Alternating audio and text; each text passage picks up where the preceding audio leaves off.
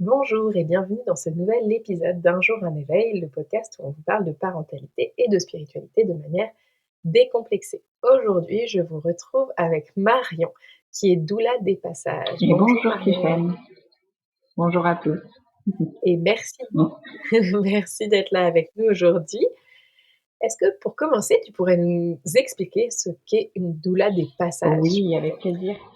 Alors, une doula des passages, c'est une doula, en tout cas moi je me nomme comme ça, doula des passages.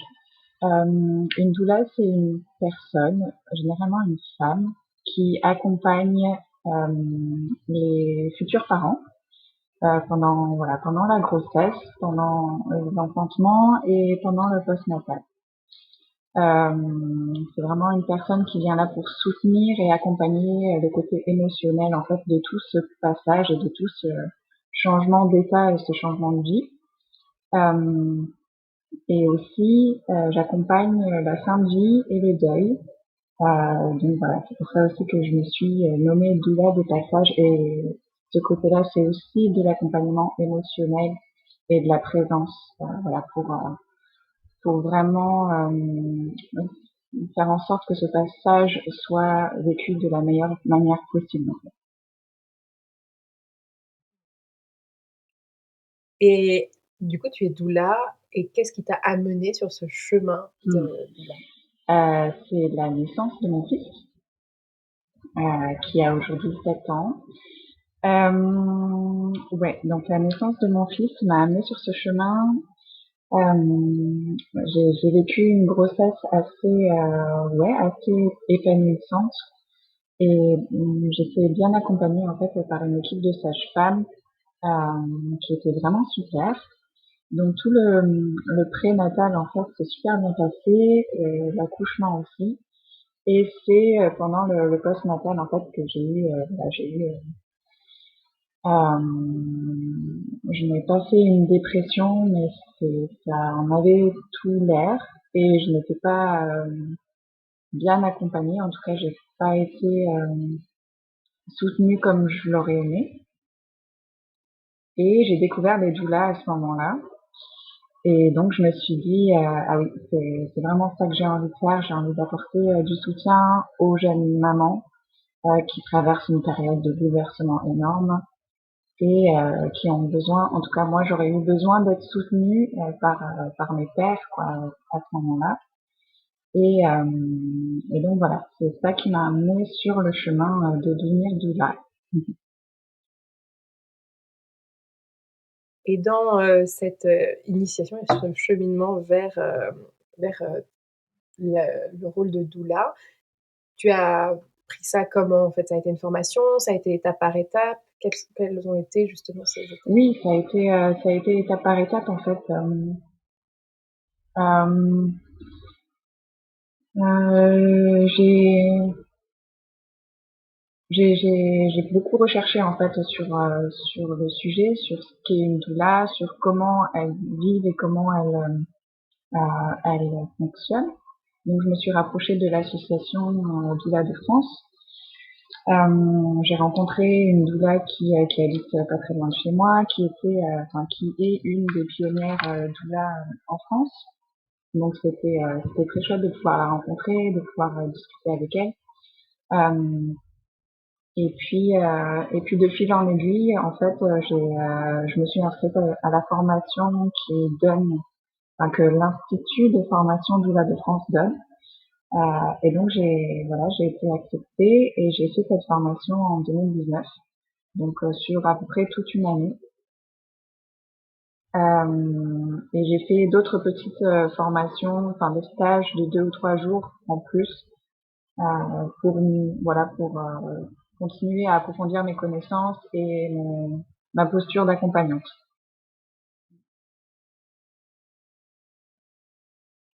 Et maintenant, donc tu disais que tu accompagnes bien sûr les mamans, durant la grossesse et puis le post-accouchement et cetera, mais aussi, le passage du deuil et puis de la fin de vie. C'est un peu moins courant dans le rôle de doula, en tout cas de ce qu'on connaît. Est-ce que tu peux nous en parler? Et pourquoi? Quels ont été les éléments peut-être déclencheurs, au cours de ton cheminement qui t'ont amené à accompagner aussi ces Hmm. passages-là? Hem, ouais, ça c'est encore plus profond et encore plus, loin. Hem, c'est une, je dirais que c'est vraiment une guérison transgénérationnelle. Hem, Parce que voilà, ma grand-mère maternelle a fait beaucoup de fausses couches et particulièrement avant ma mère. Voilà, son premier né était né, et donc la vie et la mort s'accompagnaient à ce moment-là et ça a beaucoup impacté hein, la vie de ma mère. Et donc je porte ça aussi en fait. Et, euh, et donc ma première volonté en fait de doula, c'est aussi accompagner le deuil périnatal, qui a impacté voilà la vie des femmes de ma famille. Et donc il y a ça et puis aussi bah voilà pendant ma jeunesse j'ai quand même touché voilà la mort de près aussi, personnellement et de proches autour de moi. Et donc voilà, j'ai plusieurs visions de la mort et de ce passage-là qui m'ont amené en fait petit à petit à vouloir accompagner aussi ce moment-là. Et, voilà, mais c'est vraiment après la naissance de mon fils que tout s'est débloqué en fait et que je me suis vraiment lancée là-dedans. Après la formation de doula, d'accompagnante à la naissance, j'ai aussi fait une formation d'accompagnante de fin de vie et de deuil avec une association qui s'appelle Couleur Plume. Et donc voilà, j'ai fait une formation de 9 mois avec cette association. Et donc tu nous parlais justement de la naissance de ton fils et puis de ton état, après Mm. sa naissance qui a déclenché pour toi tout ça. Est-ce que maintenant avec le recul, tu pourrais en parler et puis expliquer donc tu disais bien que tu aurais, aimé avoir l'accompagnement des pères autour de toi et cetera. Mais, maintenant comment tu l'analyses et puis comment tu le vois? Qu'est-ce qui t'a manqué de manière plus précise et qu'est-ce qui s'est passé Mm. pour toi? Oui, avec le recul, pour moi, c'était finalement euh, un passage qui m'a vraiment mis sur le chemin en fait de là où je suis aujourd'hui. Voilà, qui m'a amené à devenir doula et à poursuivre cette voie-là, qui m'a vraiment donné la motivation en fait d'être un soutien pendant ce moment-là, surtout pour les jeunes mères, mais aussi pour les pères, parce que eux aussi finalement vivent un bouleversement. Et voilà, c'est peut-être pas forcément en phase avec les jeunes mères, mais voilà, enfin, tout est bouleversement à ce moment-là. Et le couple aussi a besoin d'être accompagné. Euh, et de quoi j'aurais eu besoin vraiment précisément à ce moment-là, c'est vraiment euh, que quelqu'un m'insuffle de la confiance en moi en fait. Que quelqu'un me dise, enfin voilà, c'est toi la maman de ce bébé, tu sais ce qu'il y a de mieux à faire en fait pour lui. J'étais tout le temps dans mes doutes, dans des questionnements, dans des est-ce que ça c'est bien ce que je fais ou est-ce que vraiment dans des gros doutes en fait de ma maternité, de ma compétence d'être mère. Euh, et donc ouais, vraiment à ce moment-là, j'aurais vraiment eu envie et besoin euh, d'être maternée en fait, moi aussi, pour pouvoir mieux materner ou en tout cas materner en confiance mon petit. Et, et voilà, et puis du soutien physique aussi parce qu'on était dans une grande ville avec le père de mon fils, on était assez isolés en fait. Nos parents à tous les deux étaient assez loin et pas forcément d'un soutien approprié. Et nos amis n'avaient pas encore d'enfants, donc on se sentait aussi seul en fait dans ces questionnements de nouveaux parents. Donc voilà, on était vraiment isolés en fait tous les deux. On a réussi à s'en sortir, mais voilà, c'est difficile quoi en fait. de s'en sortir juste le cocon familial. On a vraiment besoin, enfin en tout cas moi j'aurais eu besoin d'un soutien collectif et voilà, ouais, d'être maternée aussi. Mmh. C'est vraiment ce qui revient dans beaucoup de mamans. Je parle plus de mamans parce que j'ai eu plus de mamans, c'est sûr, mais en effet que, il y a vraiment les opposés. Il y a des mamans qui se posent pas de questions, puis c'est beaucoup plus facile, mais en tout cas, on est toutes différentes là-dessus aussi, hein, faut le dire, mais c'est vrai que, il y a un cadre quand même et ça, c'est ce Mmh. que tu dis. Il y a le cadre, est-ce qu'il y a le cadre familial? Est-ce qu'il y a le cadre Mmh. amical? Est-ce que, il y a déjà des enfants autour et cetera? Et je pense que ça, en effet, ça joue, beaucoup aussi sur, notre capacité à nous, après, Tout pouvoir à fait. materner. Mmh. Donc, et donc maintenant, par rapport à ça, est-ce que tu pourrais nous expliquer, le lien, plutôt sur le côté spirituel, de ton cheminement et est-ce que tu as toujours eu cet aspect spirituel? Est-ce que c'est venu aussi en même temps que la naissance de ton fils? Ou bien, voilà, après c'est souvent évolutif, mais comment ça s'est Mmh. passé pour toi? J'ai toujours été attirée en fait par la spiritualité en général, enfin, avec un grand voilà, un grand S. Euh, j'ai toujours cru en quelque chose de plus grand, quelque chose qui nous guide finalement et une forme d'intuition, d'instinct voilà, qui nous montre le chemin. J'ai toujours eu cette foi en fait là. Et je me suis toujours ressentie, même dans des moments très très difficiles et durs, j'ai toujours senti que j'étais protégée et en fait et soutenue. Et, et la naissance de mon fils a vraiment accentué en fait cette foi. Euh, j'ai vécu voilà un accouchement, un enfantement très très puissant. Où j'ai contacté vraiment ma force de femme et ma force animale, ma force de mammifère. Et ça a ouvert une porte en moi très très profonde, qui m'a montré en fait que je pouvais avoir confiance en moi et confiance dans ce corps en fait que j'ai. Euh, que j'ai eu beaucoup de mal dans voilà avant la naissance de mon fils avec ce corps d'être incarné ici et maintenant du pourquoi du sens voilà je me posais beaucoup de questions et en fait la maternité déjà en fait la grossesse m'a déjà beaucoup ancrée et l'enfantement encore plus en fait ça a vraiment ouvert des portes et des portes de conscience en fait en moi où à partir de ce moment-là, en fait, je me suis beaucoup informée, renseignée sur les cycles féminins, sur ce qu'est une femme, ce que moi j'entends par être une femme.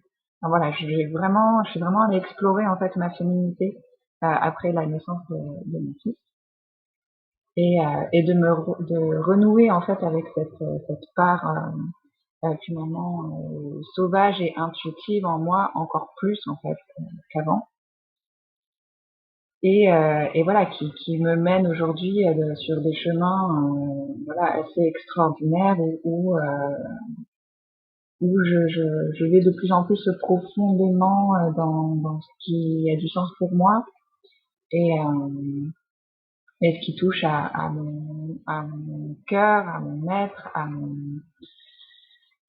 ouais ouais à ma foi en fait. Et c'est vraiment, je vois vraiment en fait le basculement après la naissance de mon fils.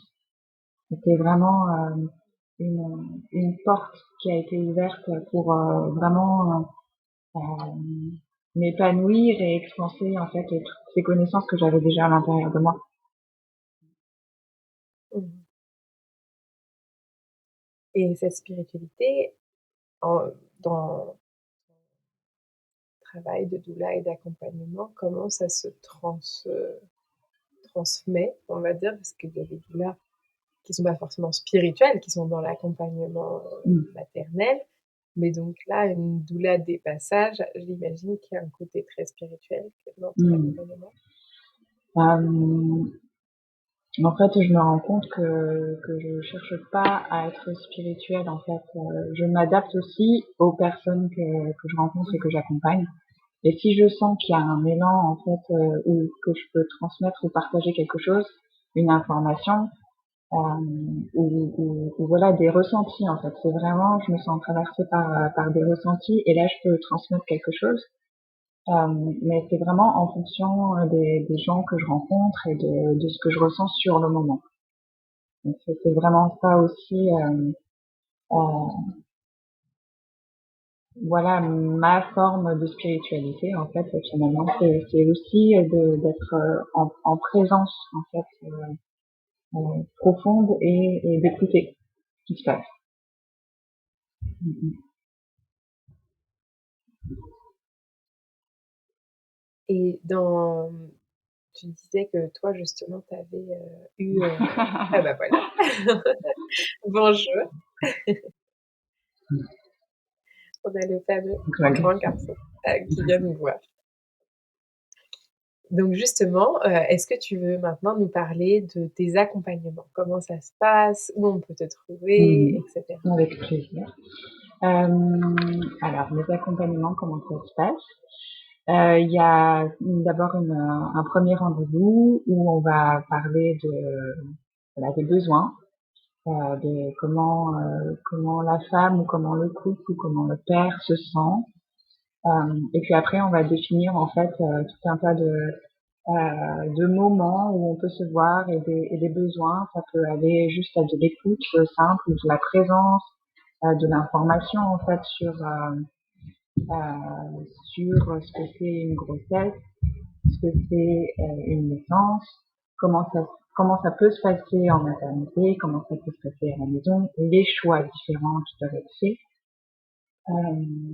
Et aussi, voilà, j'accompagne aussi avec des massages, du chant, je fais aussi du vol tibétain, enfin voilà, tout un tas d'outils en fait à ma disposition pour mieux accompagner.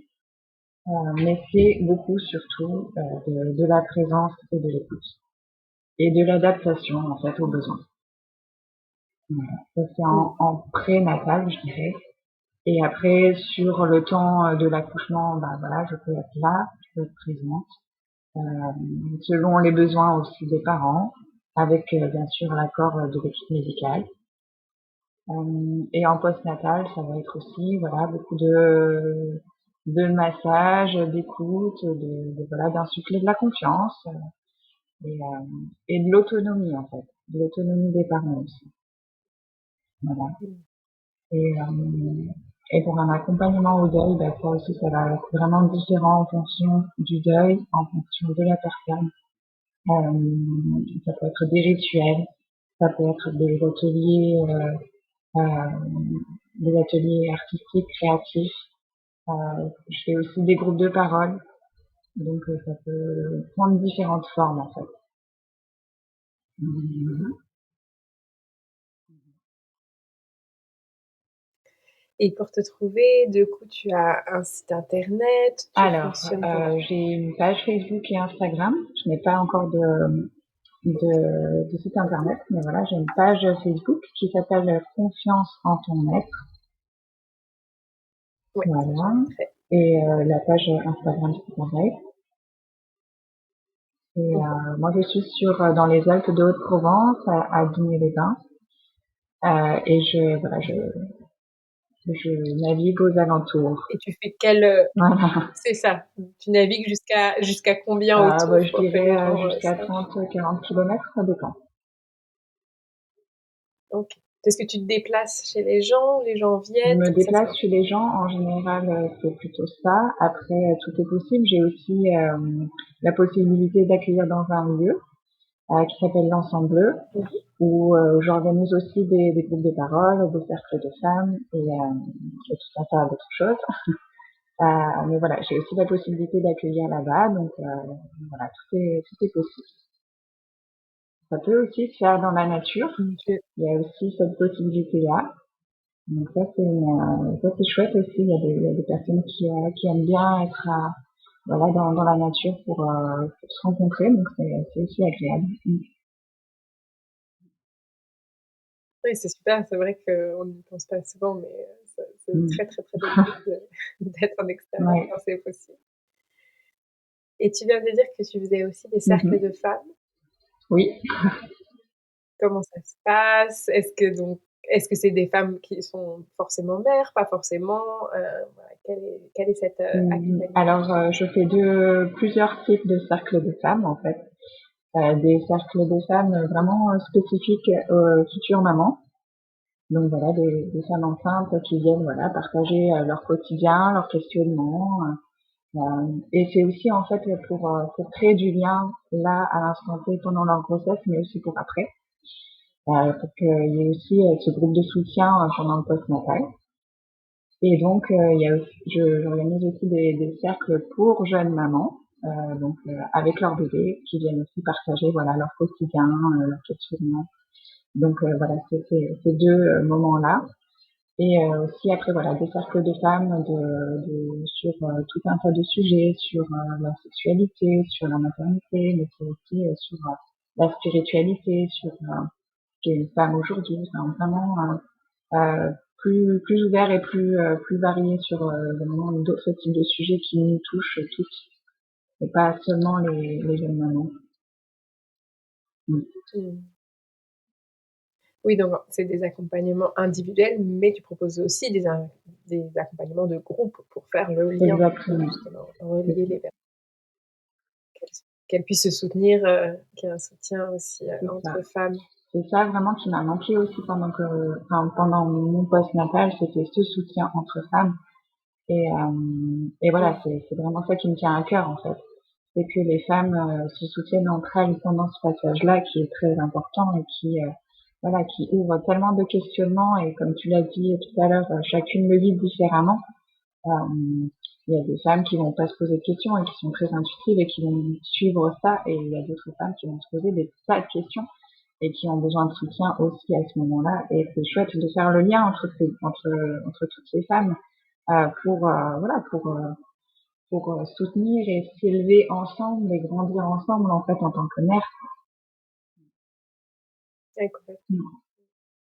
Mm. Et ça, c'est vrai qu'il y a des endroits où ça manque complètement. Tout le monde n'en est pas dépourvu, mais maintenant, la façon dont on vit, c'est quand même beaucoup plus difficile de trouver, ce lien-là et d'être Mm. soutenu de Tout à cette fait. manière. Et est-ce que pour, clôturer, tu aurais une, recommandation d'une je sais pas, d'un ouvrage ou de quelque chose que tu as aimé, partager, faire, une phrase, un conseil, peu importe, quelque chose qui te vient que tu as envie de partager, alors aux nouveaux parents, prochains Mm. parents, parents déjà bien aguerris, Mm. peu importe. Euh, c'est vraiment suivre son intuition et avoir confiance en ses ressentis. Vraiment, en fait, c'est ce que moi j'ai retenu, c'est que voilà, les parents savent ce qu'il y a à faire en fait pour leur enfant. Euh, vous pouvez demander conseil, vous pouvez demander de l'aide, mais vous savez en fait ce qu'il y a à faire. Et ça, c'est important. Euh, et aussi, n'hésitez pas à demander de l'aide. Ça, c'est important. Et puis ça paraît Ouais. simple, mais sur le moment, on est perdu dans et puis peut-être c'est ça que tu pourrais nous donner comme conseil parce que, je vois souvent quand on est dedans, beh, on dit: «Bah oui, mais à Mhm. qui je demande de l'aide et comment je demande de l'aide?» Donc c'est peut-être ça que là tu peux partager. Où est-ce qu'on trouve de l'aide? Mhm. Comment on trouve de l'aide? On peut trouver de l'aide auprès des doulas.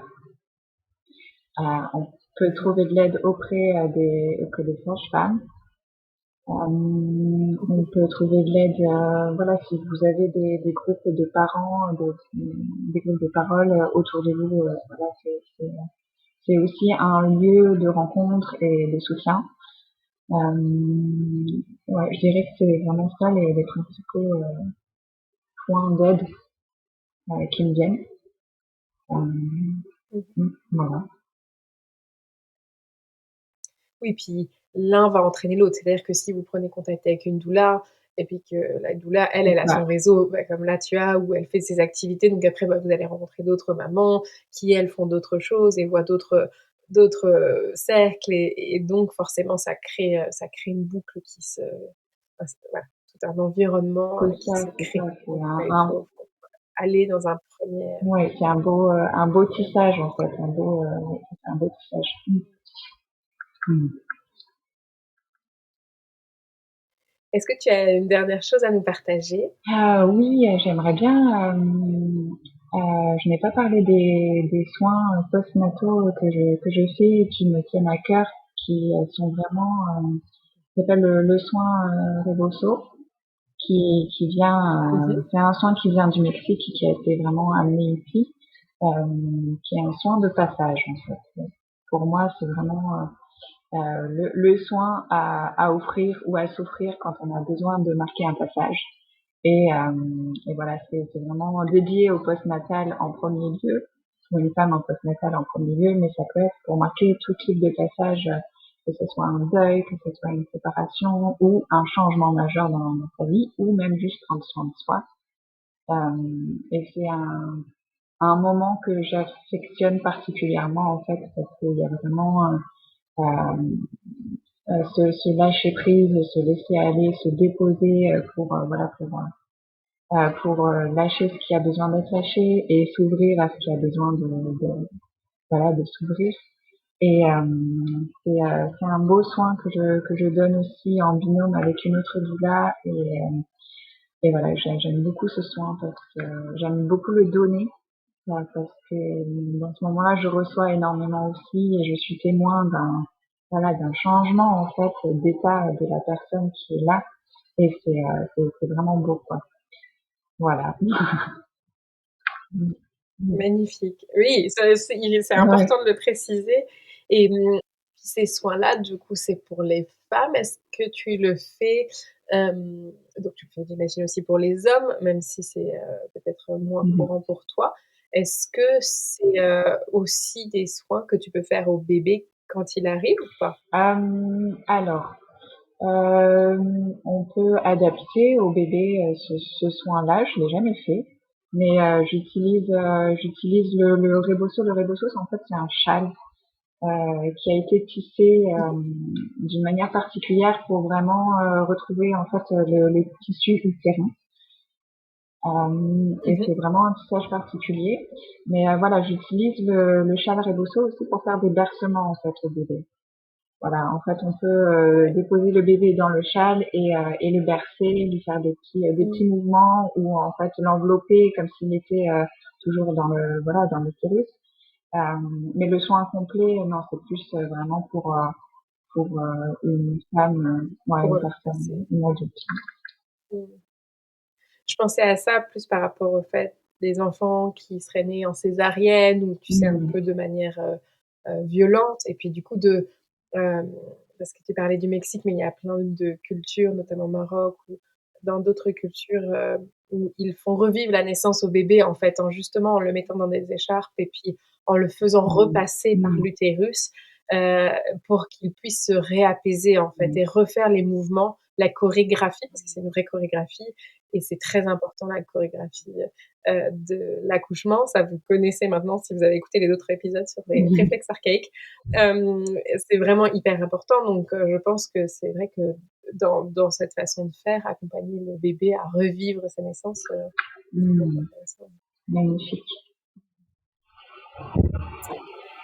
Merci beaucoup Marion pour ton partage et je vous mettrai tous les liens pour retrouver Marion, tous ses accompagnements. Donc, n'hésitez vraiment pas si vous êtes dans la région à prendre contact avec Marion, tout simplement pour que voilà, vous puissiez avoir un peu plus de détails et puis échanger et participer à ces beaux accompagnements. Merci Merci, beaucoup merci à toi. à vous tous. Merci. Et à très vite pour un nouvel épisode d'Un jour un éveil, le podcast où on vous parle de parentalité et de spiritualité de manière décomplexée.